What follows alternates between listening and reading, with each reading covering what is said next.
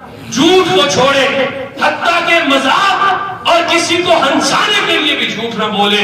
اس کی اتنی فضیلت ہے کہ جو جھوٹ نہ بولے مذاقن بھی اور عام روٹین میں بھی، میں جنت کے درمیان میں اس کے گھر کی ضمانت دیتا ہوں، محمد رسول اللہ صلی اللہ علیہ وسلم۔ میں اس کے گھر کی ضمانت دیتا ہوں۔ انا زعیم ببیت فی وسط الجنہ لمن ترک المراء، جس نے لمن ترک الکذب ولو کان مازحا، جو مذاقن بھی جھوٹ چھوڑ دے، میں اللہ کا رسول زبان نبوت سے اس کو جنت کے درمیان میں گھر کی بشارت دیتا ہوں۔ ہمیں پتا چل جائے نا فلاں ایم نے الیکشنوں کے دن کوٹھی دینی ہے، کوٹھی تو دور کی بات، کو 10,000 روپیہ ہی دینا ہے، ہم قسم سے سارا کچھ چھوڑ کے بھاگ جاتے ہیں۔ کیا یہ حدیث رسول ہمیں کوئی ویلیو نہیں دیتی؟ ہم کچھ نہیں سمجھتے اس کو، ہمارے نزدیک اس کی کوئی ویلیو نہیں ہے۔ ہماری عام مجلسوں میں بھی، مراسی تو مراسی رہ گئے، ان کا تو کام ہے، وہ تو پیسے لیتے ہیں، ہم عام مجلسوں میں بھی ایک دوسرے کو توہین کرنے کے لیے استہزاء کرتے ہیں، جھوٹی بات کرتے ہیں تاکہ ارد گرد والے لوگ ہنسیں اور وہ بیچارے کی بے عزتی ہو۔ یہ بات غلط ہے۔ مزاح کرنا، ہنسنا، مسکرانا سچی بات کے ساتھ جائز ہے، جھوٹ نہ ہو۔ اللہ کے رسول صلی اللہ علیہ وسلم سے صحابہ نے کہا کہ اللہ کے رسول آپ تو ہمیں ہنساتے نہیں ہیں، ہمارے ساتھ مذاق بھی کر لیتے ہیں۔ اللہ کے رسول نے فرمایا نعم لا اقول الا حقا، میں ہمیشہ حق اور سچی بات کہتا ہوں، جھوٹ نہیں بولتا۔ وہ سواری طلب کرنے ایک شخص آیا تو اس نے کہا کہ اللہ کے رسول مجھے کوئی سواری دے دیجیے۔ آپ صلی اللہ علیہ وسلم نے فرمایا میں اونٹنی کا بچہ دے دیتا ہوں تمہیں، اونٹنی کا بچہ دے دیتا ہوں۔ اس نے کہا جی میں نے سواری کرنی ہے، میں بچے کا کیا کروں گا، بچے پر تو سواری ہوتی نہیں۔ اور اللہ کے رسول نے فرمایا بھولے آدمی، وہ جو اونٹنی اونٹ بٹا وہ بھی اونٹنی نہیں بچہ سے، کون بھی بچہ ہی ہے۔ ماں باپ کے لیے اولاد چاہے بوڑھی ہو جائے وہ بچے ہی ہوتے ہیں، وہ کسی اونٹنی کا ہی بچہ ہے نا۔ یہ ہے مذاق جو اللہ کے رسول صلی اللہ علیہ وسلم کرتے تھے اور جس کی اجازت بھی ہے۔ سچی بات کے ساتھ کسی کی توہین نہ ہو، استہزاء نہ ہو، مزاح جائز ہے، لیکن اگلے کو رسوا کرنے کے لیے اور لوگوں کو ہنسانے کے لیے جھوٹ بولنا اور لوگوں کے ساتھ غلط بیانی کرنا یہ جائز نہیں ہے، درست نہیں ہے۔ اللہ کے رسول صلی اللہ علیہ وسلم نے فرمایا، سنن ابی داؤد کی حدیث ہے 4980 نمبر، اللہ کے رسول نے فرمایا ہلاکت ہے، ویل لہ، ہلاکت ہے اس شخص کے لیے، ہلاکت ہے، تباہی ہے، بربادی ہے۔ فرمایا کس شخص کے لیے؟ اللہ کے رسول صلی اللہ علیہ وسلم نے پوچھا کس شخص کے لیے؟ اللہ کے رسول نے فرمایا اس شخص کے لیے جو لوگوں کو ہنسانے کے لیے جھوٹ بولتا ہے۔ یکذب لیضحک بہ القوم، جھوٹ اس لیے بولتا ہے کہ لوگ ہنسیں گے، مسکرائیں گے، واہ واہ کریں گے، تالیاں ماریں گے، اس لیے جھوٹ بولتا ہے۔ اللہ کے رسول صلی اللہ علیہ وسلم نے فرمایا اس کے لیے ہلاکت، تباہی اور بربادی ہے۔ اور آج ہماری ہر مجلس اور ہر محفل اس جھوٹ سے پاک نہیں ہے۔ ہم ہر گھڑی ہمیں کچھ بھی کرنا پڑے، ہمارے نوجوان نسل کو ٹک ٹاک پہ جانا پڑے یا سوشل میڈیا کے دیگر پلیٹ فارمز پہ جانا پڑے یا ہمارے عام لوگوں کو جو کچھ مرضی کرنا پڑے، ہم اس وقت تک ہماری مجلس با رونق اور مجلس پر لطف نہیں ہوتی جب تک ہم جھوٹ نہ بولیں۔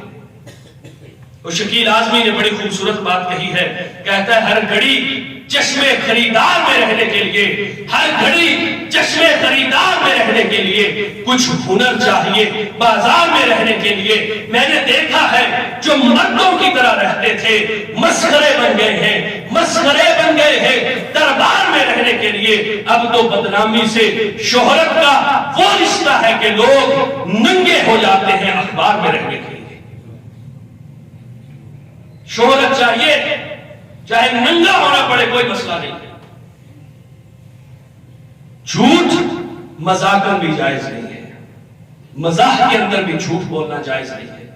لہذا آخری بات میں اس کو مختصراً کہہ دیتا ہوں کہ جھوٹی قسم کھا کے، ایک ہے جھوٹی گواہی دینا، جھوٹی گواہی اور جھوٹی قسم میں فرق ہے. جھوٹی قسم بندہ اللہ کے نام کی کھاتا ہے. جھوٹی گواہی تو یہ ہے نا کہ میں نے یہ کام دیکھا ہے, میں یہ گواہی دیتا ہوں, یہ جھوٹی گواہی ہے. یہ میں نے فلاں کام ہوتے دیکھا ہے یا نہیں ہوتے دیکھا, یا یہ کام ایسے ہے میں تصدیق کرتا ہوں, یہ جھوٹی گواہی ہے. ایک جھوٹی قسم ہے, یمین غموس اس کو کہا جاتا ہے. شریعت نے غموس کی اصطلاح استعمال کی ہے اس کے لیے کہ جو شخص اللہ کا نام لے کے جھوٹی قسم کھائے, اللہ کے رسول صلی اللہ علیہ وسلم نے اس شخص پر لعنت فرمائی ہے. اور اللہ رب العزت نے قرآن مجید کے اندر ارشاد فرمایا ہے کہ قیامت والے دن ان کا کوئی حصہ نہیں ہوگا. لا خلاق لهم فی الآخرہ, قیامت میں ان کو اچھائی ملے گی نہیں. ولا یکلمہم اللہ, نہ اللہ ان سے کلام کرے گا. ولا ینظر الیہم, نہ ان کی طرف دیکھے گا. ولا یزکیہم, اور نہ ہی ان کو گناہوں سے پاک کرے گا. ولہم عذاب علیم, ان کے لیے برا عذاب ہے. اللہ کے رسول نے فرمایا دعا کی ہوئی ہے, بد دعا کی ہے اس شخص کے لیے جو کسی کا مال جھوٹی قسم کے ساتھ ہڑپ کرتا ہے, قبضہ کرتا ہے. اللہ کے رسول صلی اللہ علیہ وسلم نے بد دعا کی ہے, اللہ اس میں برکت نہ ڈالے.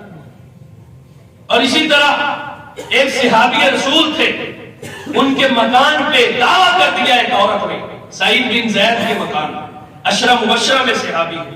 ایک عورت عروہ بنت اویس نے دعویٰ کر دیا کہ یہ میری جگہ ہے.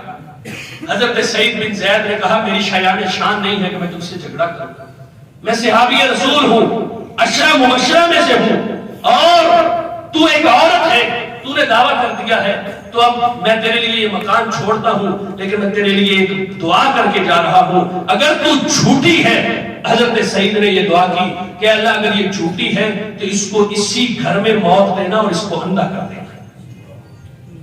کچھ عرصے بعد حضرت سعید نے وہ جگہ چھوڑ دی. آج ہم جھوٹی قسمیں اٹھا کے لوگوں کے مال ہڑپ کرتے ہیں, زمینوں جائیدادوں پر قبضہ کرتے ہیں, عزتوں پر قبضہ کرتے ہیں. ہمارے اندر یہ گند موجود ہے اور ہمیں یہ ماننا پڑے گا, تسلیم کرنا پڑے گا کہ ہم مسلمان ہوتے ہوئے بھی کسی کی عزت کو معافی دینے کے لیے تیار نہیں. حضرت سعید نے دعا کر دی اور پھر ایسا ہی ہوا. کچھ عرصے کے بعد وہ عورت اندھی ہو گئی اور اسی گھر میں پانی والا ایک کنواں تھا, اس کنویں میں گر کے مر گئی. یہ جھوٹی قسم کا نقصان ہے. ترغیب و ترہیب کے اندر اللہ کے رسول نے 2 بد دعائیں ایسے شخص کے لیے کی ہیں, اے اللہ نہ اس کے مال میں برکت ڈال, اور جو جھوٹی قسم اٹھاتا ہے اس کے گھر کو بھی تباہ و برباد کر دے, گھر کو بھی اجاڑ دے جھوٹی قسم اٹھانے والے کی. دوسری جھوٹی قسم یہ ہے کہ مال بیچنا ہے جھوٹی قسم اٹھا کے, اس کی بھی بڑی سنگین سزا ہے. اللہ کے رسول صلی اللہ علیہ وسلم نے ارشاد فرمایا کل قیامت والے دن 3 قسم کے لوگ ایسے ہیں, نہ اللہ ان کی طرف نظر رحمت سے دیکھیں گے, نہ ان سے کلام کریں گے, نہ ان سے بات کریں گے, نہ ان کو گناہوں سے پاک کریں گے, اور ان کے لیے اللہ نے جہنم کا عذاب تیار کر رکھا ہے.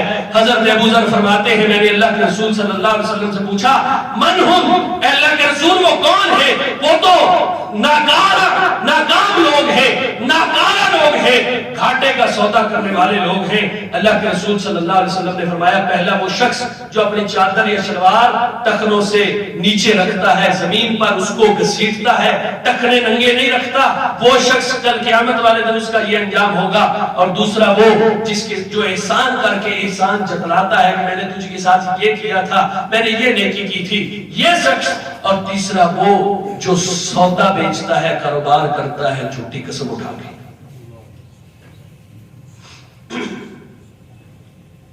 اب 80 دکانداری کرتے ہیں, ہر بلن جھوٹ,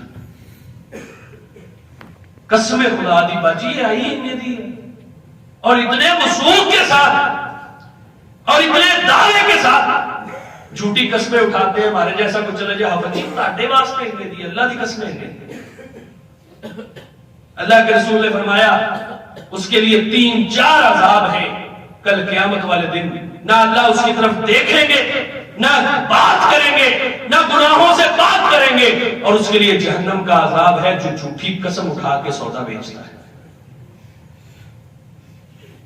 اب یہ ساری جھوٹ ہیں, یہ ساری جھوٹ کی قسمیں ہیں، یہ ساری جو گزشتہ جمعہ کے اندر اور آج بھی میں نے ڈسکس کی ہیں، یہ سارے جھوٹ ہیں، اور ان جھوٹوں سے ہمیں بچنا ہوگا۔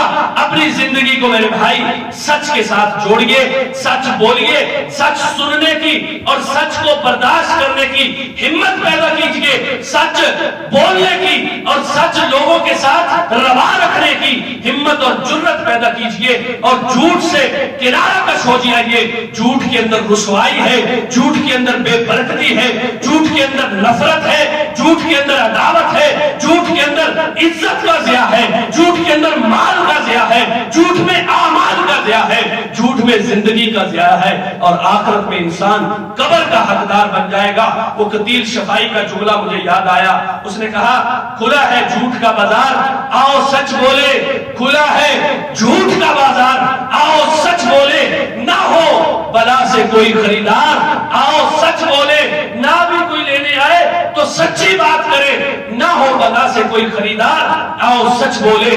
سکوت چھایا ہے انسانی قدروں پر، سکوت چھایا ہے انسانی قدروں پر، یہی ہے موقع اظہار، آؤ سچ بولے۔ جو وصف ہم میں نہیں کیوں دوسروں میں کرے تلاش، جو وصف ہم میں نہیں کیوں دوسروں میں کرے تلاش، گر ضمیر ہے زندہ تو آؤ سچ بولے۔ اللہ سے دعا ہے جو کچھ ٹوٹا پھوٹا کہا ہے اللہ مجھے اور آپ کو اس پر عمل کرنے کی توفیق عطا فرمائے۔ آخر دعوانا الحمدللہ۔